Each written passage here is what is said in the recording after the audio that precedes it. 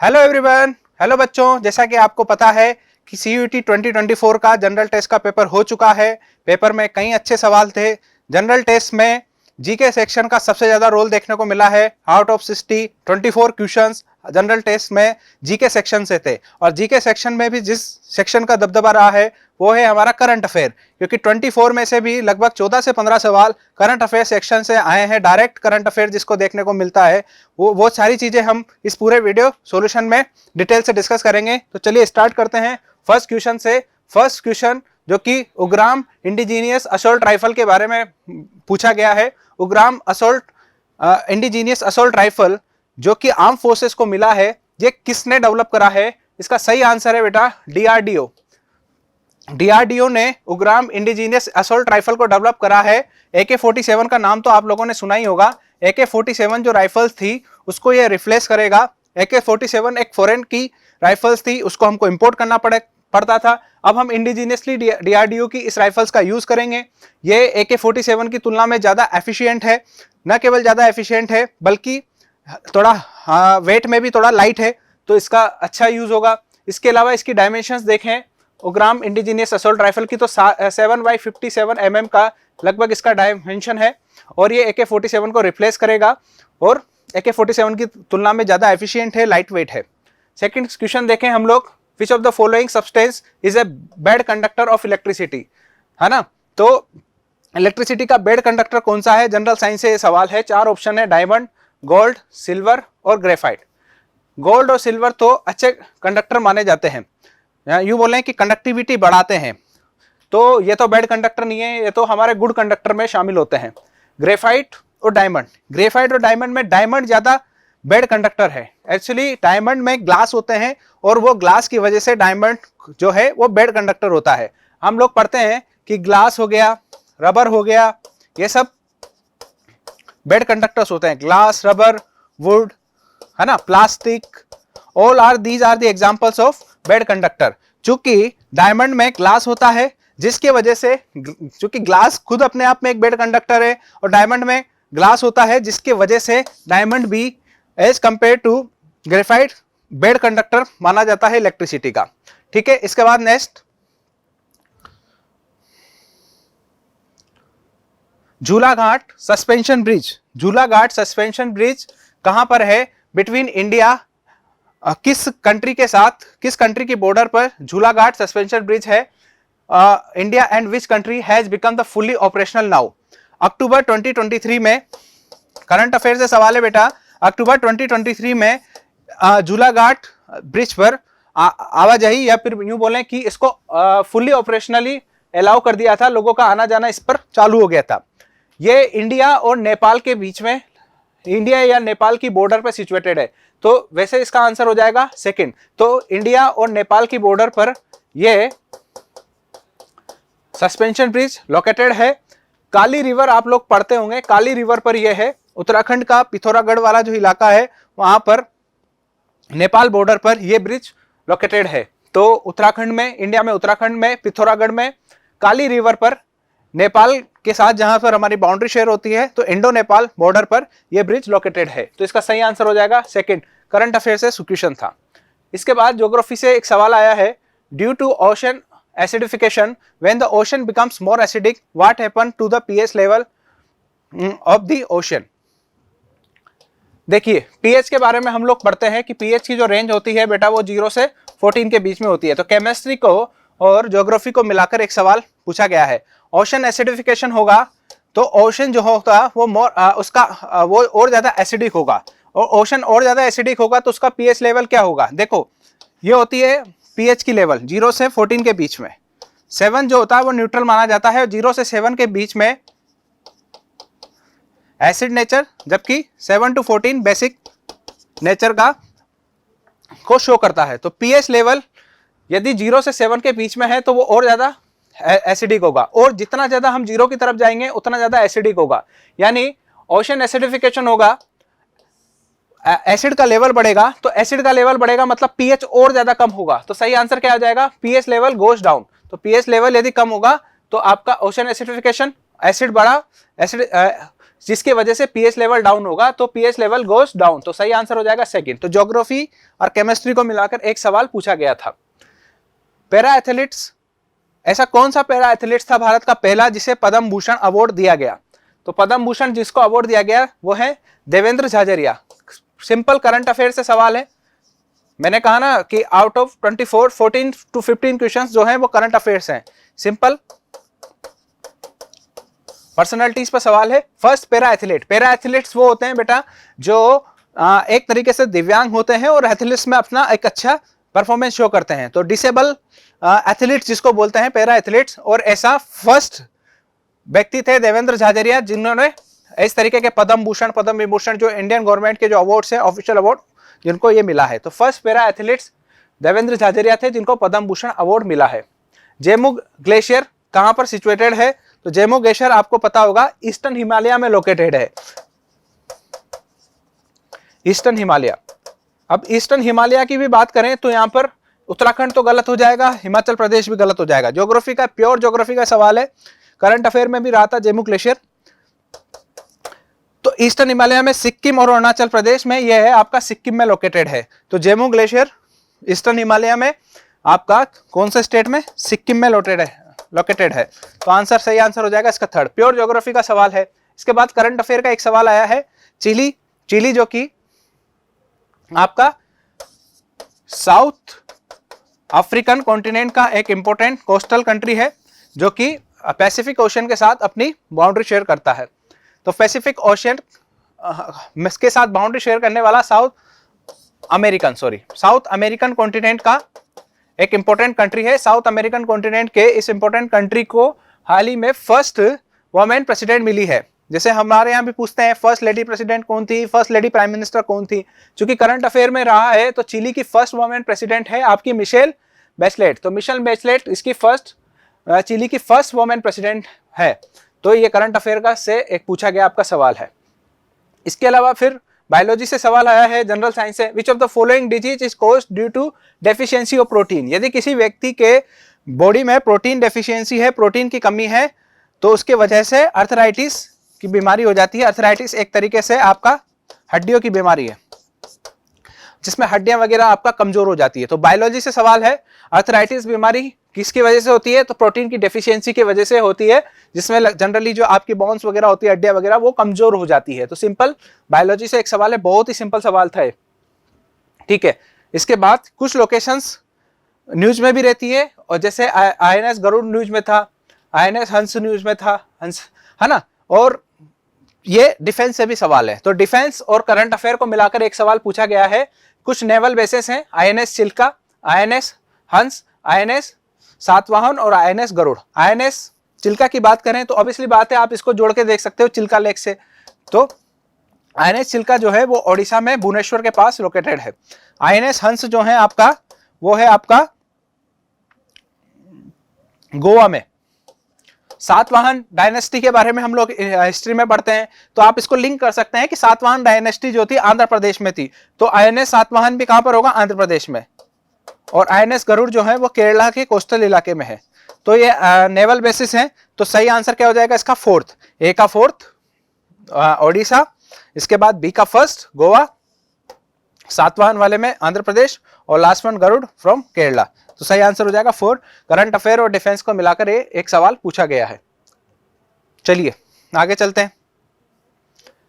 DRDO ने हाल ही में अग्नि 5 मिसाइल का एक टेस्ट करा था। अग्नि 5 मिसाइल न्यूज में भी थी। तो करंट अफेयर से सवाल है, अग्नि 5 मिसाइल में जिस एक टेक्नोलॉजी का यूज करा गया, दैट इज MIRV टेक्नोलॉजी। तो इससे फुल फॉर्म पूछिए कि MIRV टेक्नोलॉजी है क्या? Multiple independently targetable re entry vehicle, that is the full form of MIRV। अग्नि 5 जो है वो हमारा जो भी एक तरीके का मिसाइल से ग्राउंड टू ग्राउंड मिसाइल है ये हमारी, यानी ग्राउंड से लॉन्च होगी और ग्राउंड पर आपको टारगेट करेगी। तो इसको बोलते हैं सरफेस टू सरफेस मिसाइल या ग्राउंड टू ग्राउंड मिसाइल। तो Agni 5 is an example of surface to surface missile and this missile is based on MIRV technology. MIRV means multiple independently targetable re entry vehicle. जैसे कुछ हमारे पास इसके कई सारे versions हैं अग्नि मिसाइल्स के, जैसे अग्नि फर्स्ट है, अग्नि सेकंड है, अग्नि थर्ड है, अग्नि 4th है, अग्नि 5 है। इसमें अग्नि 3rd और अग्नि 5 सबसे ज्यादा इंपॉर्टेंट है। सबसे ज्यादा जो कैपेसिटी होती है लगभग 5000 किलोमीटर की, जैसे यहां से आपने इसको लॉन्च करा तो लगभग 5000 किलोमीटर इसकी कैपेसिटी होती है, रेंज जिसको बोलते हैं अग्नि 5 की। तो आप समझ सकते हो इसकी इंपॉर्टेंस क्या है। अग्नि सीरीज जो है अग्नि 5, 4, 3, 2, 1 में सबसे ज्यादा रेंज इसी की है और सबसे ज्यादा डेवलप भी यही है, जो कि MIRV multiple independently targetable re entry vehicle पर बेस्ट है। फर्स्ट आंसर हो जाएगा इसका। प्योर करंट अफेयर है। इसके बाद एक और प्योर करंट अफेयर, फिलीपींस का एक अवार्ड है, 1958 से एक अवार्ड दिया जाता है रेमन मैग्नेस सोसाइटी के द्वारा, फाउंडेशन के द्वारा 1958 से, जो सोशल सेक्टर में जो एक्स्ट्रा ऑर्डिनरी वर्क होता है उसके लिए अवार्ड दिया जाता है। एशिया का नोबेल प्राइज बोला जाता है इस अवार्ड को। It is Asia's Nobel prize. Nobel prize आप लोग पढ़ते हैं तो इसे एक उपाधि दी जाती है एशिया के नोबेल अवार्ड की या प्राइज की, जो कि इस साल डॉक्टर रवि कन्नन आर को मिला है। डॉक्टर रवि कन्नन आर को 2023 का रेमन मैग्नेस अवार्ड 2023 मिला है, जिसे एशिया का नोबेल प्राइज भी बोला जाता है।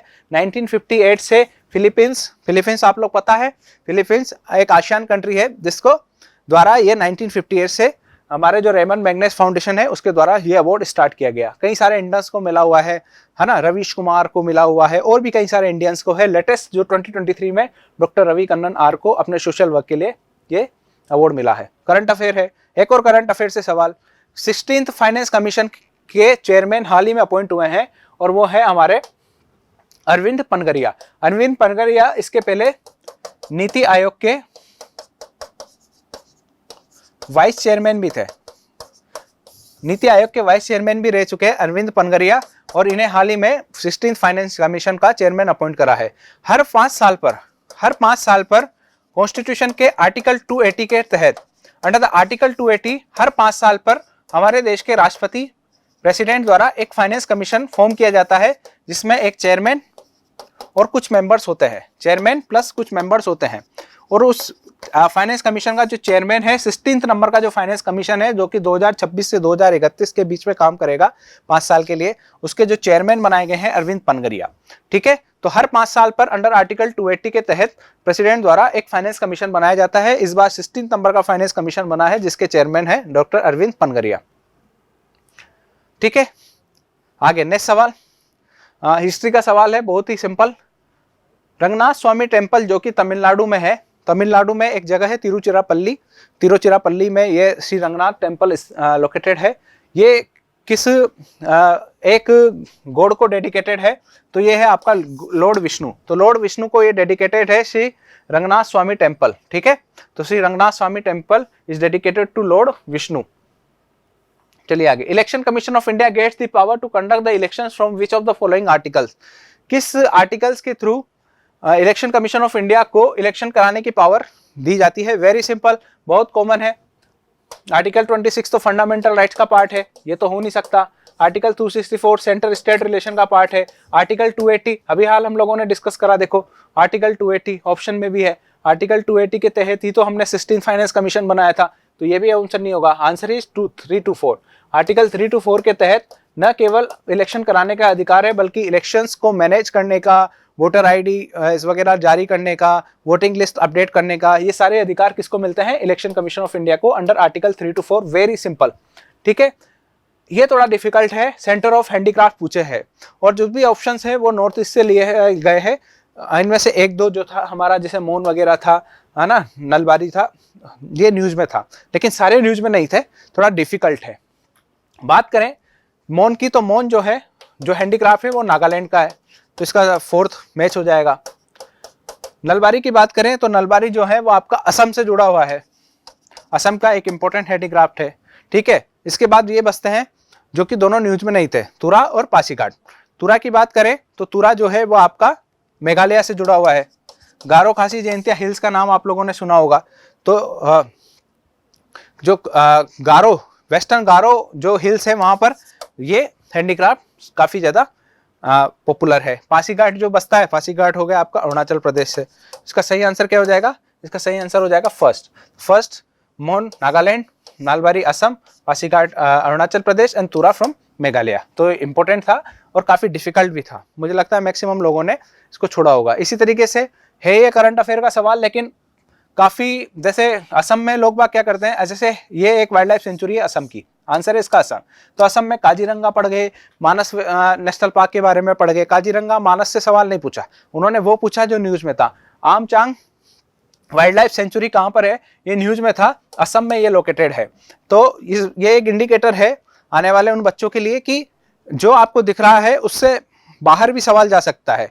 हो सकता है कि असम में काजीरंगा, काफी जो ओरांग वगैरह कई सारे वाइल्ड लाइफ सेंचुरीज है, कई सारे इंपोर्टेंट है। पोबितोरा वाइल्ड लाइफ सेंचुरी है, ओरांग है ना, काजीरंगा नेशनल पार्क है, मानस नेशनल पार्क है। जो फेमस है उनसे नहीं पूछा, जो न्यूज में था उनको पूछा है। तो फेमस इंपॉर्टेंट नहीं है, जो न्यूज में है, जो बच्चों की नॉलेज में होना चाहिए, जो आपके आसपास चल रहा है वो इंपॉर्टेंट। तो Amchang wild life sanctuary is located in Assam. इसी तरीके से करंट अफेयर, एल&टी का नाम आप लोगों ने सुना होगा। एल&टी ने बेंगलुरु में एक 3D प्रिंटेड पोस्ट ऑफिस का उद्घाटन करा, बनाया। IIT मद्रास की इन्होंने मदद ली। IIT मद्रास की टेक्नोलॉजिकल हेल्प के थ्रू एल&टी ने बेंगलुरु में भारत का पहला 3D प्रिंटेड ऑफिस खोला है। तो आंसर इज 4। ठीक है, चलिए आगे। ये इसके बाद जो सवाल है वो आपके रीजनिंग के हैं, जो हमारे जो क्वेश्चंस है वो लास्ट में है। तो 2 पार्ट में डिवाइडेड था क्योंकि सवाल ज़्यादा थे, इस वजह से। पहले यहाँ पर देखिए आप, फर्स्ट सेक्शन में इन्होंने पूछे, बी सेट है ये, सेकंड सेट में 17 सवाल तो ये हो गए, उसके बाद 53 से।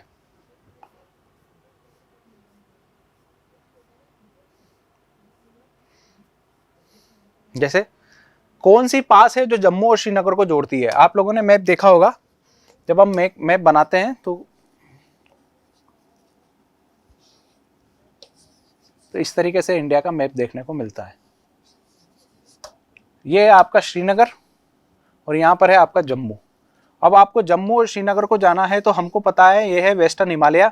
इस जम्मू श्रीनगर को, आप जम्मू से निकले, श्रीनगर जाना है तो आपको हिली रीजन पार करना पड़ेगा, वेस्टर्न हिमालय को पार करना पड़ेगा। इसमें एक दर्रा बीच में आती है, पास बीच में आती है, और वो है आपकी बनिहाल पास। काफी इंपॉर्टेंट है बनिहाल पास। तो यदि आप जम्मू और कश्मीर के बीच में जा रहे हैं तो आपको माउंटेन रीजन्स में एक पास से गुजरना पड़ेगा, that is Banihal pass. Very simple geography का सवाल है और बहुत ही सिंपल है। ठीक है, इससे सिंपल सवाल आ नहीं सकता क्योंकि बहुत ही अच्छा है। क्योंकि बनिहाल पास में काफी टाइम तक ही अभी बंद रही थी, तो न्यूज में भी रहा था बनिहाल पास। इस वजह से भी हो सकता है कि ये भी कारण हो सकता है इसका पूछने का कि ये न्यूज में रहा है। ठीक है, पद्म अवार्ड्स को मैच करना है। देखो, एक तो पूछा था अभी इसी पेपर में, एक पूछा था फर्स्ट देवेंद्र झाझरिया के बारे में, फर्स्ट पैरा एथलीट जिन्हें पद्म भूषण मिला, और पद्म भूषण अवार्ड 2024। तो पद्म भूषण अवार्ड से 2 सवाल, रेमन मैग्नेस से 1 सवाल, यानी 3 सवाल हमारे अवार्ड से पूछे गए हैं। तो सीधे सीधे 3 सवाल अवार्ड से पूछे गए हैं। पैरा एथलीट्स देवेंद्र झाझरिया के बारे में, रेमन मैग्नेस, इसके अलावा पद्म अवार्ड 2024। इसमें से मैच करना है कि देखो, पद्म अवार्ड्स में एक तो होता है पद्म विभूषण, एक होता है पद्म भूषण और एक होता है पद्मश्री। तो इन्होंने पूछा है कि किसको पद्म भूषण मिला, किसको पद्मश्री मिला, किसको पद्म विभूषण मिला। तो इसमें जो सही आंसर है वो है आपका मिथुन चक्रवर्ती के बारे में। मिथुन चक्रवर्ती को पद्म भूषण मिला था, न कि पद्मश्री। सबसे जो हाईएस्ट अवार्ड है वो है हमारा पद्मश्री। पद्मश्री के बाद आता है पद्म भूषण और पद्म भूषण के बाद आता है पद्म विभूषण। तो तीन अलग अलग अवार्ड्स हैं और तीनों का इंपॉर्टेंस अलग अलग है। सबसे ज्यादा important Padmashri, then Padma Bhushan, then Padma Vibhushan. जो मिथुन चक्रवर्ती है उनको पद्म भूषण अवार्ड मिला था। बाकी ऑप्शन सही है, जैसे फतिमा बीबी जो कि भारत की फर्स्ट लेडी जज भी हैं। 1989 में भारत की सुप्रीम कोर्ट में फर्स्ट लेडी जज अपॉइंट हुई, फर्स्ट लेडी जज, नॉट फर्स्ट चीफ जस्टिस, है ना, फतिमा बीबी, उनको पद्म भूषण अवार्ड मिला। इसे सीताराम जिंदल है, इनको भी पद्म भूषण अवार्ड मिला। ठीक है ना, चिरंजीवी है, के चिरंजीवी है, इनको पद्म विभूषण अवार्ड मिला। मगर जो मिथुन चक्रवर्ती हैं इनको जो अवार्ड मिला था पद्म भूषण था, न कि पद्मश्री था। तो इसमें नॉट करेक्टली मैच देखना था, तो आंसर क्या हो जाएगा, सेकंड। ठीक है, चलिए आगे। इसके बाद एक बहुत ही सिंपल सवाल आ रहा है। सिंपल सवाल है आपका, ये 4 पर्सन से पर्सनालिटीज को उनके एरिया ऑफ वर्क से मैच करना है। जैसे चरक है, चरक संहिता का नाम तो आप लोगों ने सुना होगा, ये तो बहुत ही कॉमन है कि ये मेडिसिन से जुड़े हुए थे। इतना भी आपको पता है तो आप ये सवाल करके ले जा रहे हैं या नहीं ले जा रहे हैं, ये देखते हैं। तो यदि हम देखें कि सी में फर्स्ट आएगा तो ये वाला और ये वाला तो एलिमिनेट हो गया, अब बचते हैं ये दोनों। बात करें विशाखा दत्त की, तो विशाखा दत्त का आप लोगों ने देखा होगा, आर्ट एंड कल्चर में हम पढ़ते हैं, तो पोइट सेक्टर में इनकी काफी ज्यादा इंपॉर्टेंट कई सारी बातें देखने को मिलती है। इन्वायरमेंट लिस्ट रहे हैं कार्तिकेय साराभाई, कार्तिकेय साराभाई इन्वायरमेंट लिस्ट रहे हैं, जबकि सत्येंद्र नाथ बहुत वेरी सिंपल मैथमेटिक्स, कई लोगों को तो इसी से पता लग गया होगा। तो सही आंसर हो जाएगा second, third, first, fourth. Second, third, first, fourth, answer is second, तो सेकंड इसका सही आंसर हो जाएगा। पर्सन्स को उनके एरिया ऑफ वर्क से मैच करना था। ठीक है, 1960 के बाद कुछ स्टेट्स बने हैं। पहले पंजाब और हरियाणा, केवल पंजाब हुआ करता था, पंजाब से हरियाणा अलग हुआ। उसी तरीके से गोवा पहले पुर्तगालियों की टेरिटरी हुआ करता था, फिर ये यूनियन टेरिटरी बना, फिर ये आपका बाद में इसके बाद गोवा जो है फुल स्टेट बना। सिक्किम में चोग्याल डायनेस्टी हुआ करती थी, तो बाद में इसको इंडिया में मिलाया गया। नागालैंड पहले असम का ही पार्ट हुआ करता था। तो 1966 में हरियाणा बना, 1975 में सिक्किम, 1963 में नागालैंड, जबकि 1987 में गोवा बना। तो सही आंसर क्या हो जाएगा? CABD। तो सही आंसर CABD कौन सा है? CABD, तो सेकंड हो जाएगा। तो कौन से साल में ये बने हैं? पंजाब से अलग होकर हरियाणा बना, इसके बाद 1975 में 36 कॉन्स्टिट्यूशनल अमेंडमेंट एक्ट के थ्रू चोग्याल डायनेस्टी को रिप्लेस करके इसको इंडिया में मिलाया गया। असम से अलग करके नागालैंड बना, पहले यहाँ पुर्तगालियों का शासन था, फिर ये यूटी बना और 1987 में इसको फुली स्टेट का दर्जा दिया गया। सही आंसर हो जाएगा इसका CABD सेकंड।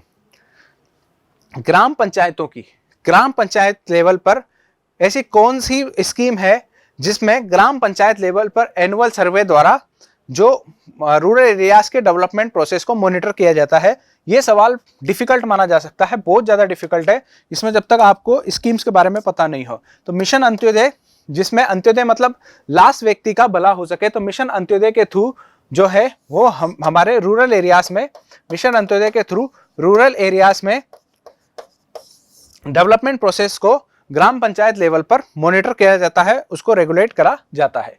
इसी तरीके से नेक्स्ट क्वेश्चन, काफी डिफिकल्ट है ये सवाल, जैसे करंट अफेयर का सवाल है क्वाड ग्रुप पर लेकर।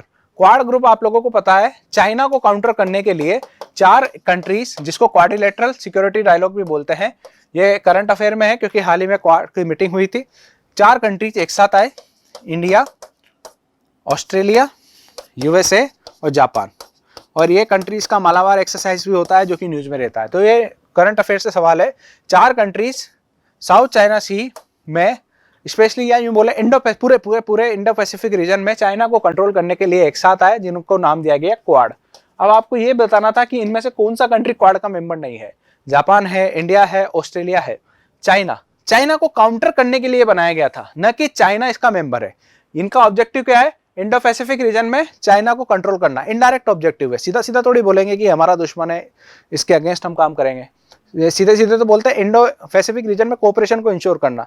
जो छिपा हुआ ऑब्जेक्टिव है वो है चाइना को कंट्रोल करना। तो चाइना ऑब्वियसली बात है, इसका मेंबर तो नहीं होगा, तो answer is China. Very simple, बहुत सिंपल करंट अफेयर का सवाल था, जिसको ये पता है कि क्वाड ग्रुप जो है वो चाइना को काउंटर करने के लिए बनाया गया है, तो वो सिंपल ये सवाल करके चला गया होगा। इसी तरीके से रेलवे बोर्ड को 2023 में जो इंडियन रेलवे का जो रेलवे बोर्ड है उसको फर्स्ट वुमेन चेयरपर्सन मिला है, और वो है जया वर्मा सिन्हा। काफी ज्यादा न्यूज में रहे थे JV सिन्हा के बारे नाम से, ये Jaya Verma Sinha first lady chairperson nominate हुई है। जो इंडियन रेलवेज का रेलवे बोर्ड है 2023 में इनका अपॉइंटमेंट हुआ है। तो 2023 के करंट अफेयर पूछे गए हैं। तो कई लोग बोलते हैं कि 6 मंथ का करंट अफेयर इनफ है, तो नहीं, पूरे 1 साल का करंट अफेयर पढ़ना पड़ेगा। जया वर्मा सिन्हा पर जो सवाल आया है वो इसको इंडिकेट करता है। ठीक है, कुछ कंट्रीज की करेंसी मैच कराई गई है ना। तो वर्ल्ड ज्योग्राफी से ये सवाल आया है, करेंसी कंट्रीज और उनसे मैच करना है। ठीक है, जैसे म्यांमार का करेंसी न्यूज में था, है ना, और रशियन करेंसी न्यूज में था, मलेशिया वाला और भूटान वाला न्यूज में नहीं था, लेकिन सवाल तो करना पड़ेगा। म्यांमार का करेंसी है बेटा क्या, है ना, रशिया का करेंसी है रबेल, भूटान का करेंसी है गुलट्रम, और मलेशिया का रिंगित। तो सही आंसर क्या हो जाएगा? सही आंसर हो जाएगा ए का हो गया आपका थर्ड, फिर फर्स्ट, सेकंड का फर्स्ट, बी का फर्स्ट, सी का हो गया आपका फोर्थ, और डी का आंसर हो जाएगा आपका भूटान का सेकंड। तो तो आंसर इज सेकंड। ए का थर्ड, बी का फर्स्ट, सी का फोर्थ और डी का सेकंड। तो करेंसीज को मैच करना था, है ना। और दो करेंसीज इसमें न्यूज में रही, म्यांमार और रशिया, बाकी दो न्यूज में नहीं थी, लेकिन सवाल पूछ लिया गया। तो ये सवाल मॉडरेट लेवल का था, आपको दो पता थी तो भी आप आराम से करके ले जा रहे थे। तो कुछ सवाल काफ़ी ज़्यादा सिंपल थे जैसे क्वाड के, कुछ सवाल काफ़ी ज़्यादा डिफिकल्ट थे जैसे मिशन अंत्योदय पर, और कुछ सवाल मॉडरेट थे। लेकिन जनरली ये देखने को मिला कि 60 to 70% जो क्वेश्चन थे, लगभग 14 से 15 सवाल करंट अफेयर के थे। और करंट अफेयर के बाद जो सबसे ज़्यादा सवाल आए वो ज्योग्राफी से आए, जिसमें चाहे वो आप वो बनिहाल दर्रा पर हो, चाहे वो माउंटेन पास पर सवाल हो, चाहे वो आपका जो ग्लेशियर पर सवाल पूछा सिक्किम के, वो उससे आप जोड़ के देख सकते हैं कि करंट अफेयर के बाद ज्योग्राफी से लास्ट ईयर भी यही ट्रेंड देखने को मिला कि करंट अफेयर के सबसे ज़्यादा, उसके बाद ज्योग्राफी, फिर हिस्ट्री के सवाल, और इस बार भी यही ट्रेंड देखने को मिला। पॉलिटी का केवल एक सवाल आया है और इसके अलावा इकोनॉमी का केवल एक सवाल आया है। गवर्नमेंट स्कीम से सवाल हैं, अवार्ड से 3 सवाल देखने को मिले, पर्सनैलिटीज से सवाल देखने को मिले, जो कि करंट अफेयर के ही पार्ट हैं। तो be ready for current affair. जो नेक्स्ट ईयर जो लोग एग्जाम देने वाले हैं, करंट अफेयर सबसे ज़्यादा इंपॉर्टेंट था, पहले ही समझा दिया गया था। हमने भी हमारे क्लासरूम्स में करंट अफेयर को पार्ट को इंक्लूड करा था, क्रैश कोर्स में भी करंट अफेयर पढ़ाया था। तो जैसा भी पेपर गया उसको आप उसमें करंट अफेयर का रोल सबसे ज़्यादा देखने को मिला पूरे पेपर में, क्योंकि 60 में से 24-25 सवाल जीके के, और उसमें भी 14 to 15 सवाल आपका करंट अफेयर का। तो ओवरऑल जो पेपर का लेवल था वो मॉडरेट लेवल का था। होपफुली आपका पेपर अच्छा गया होगा। Thank you very much.